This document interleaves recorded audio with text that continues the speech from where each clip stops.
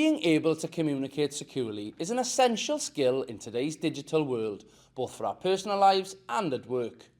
Whether you're sending an email, a message, or sharing information online, it's important to ensure that what you send stays safe and only reaches the right people.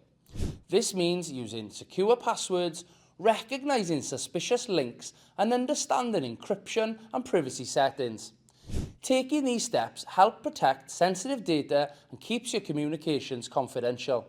Equally important is understanding and following your organisation's IT and social media policies whilst you're in employment. These guidelines exist to protect both you and the company. They help you know what is and isn't acceptable when using technology at work, including how you share information and represent the organisation online.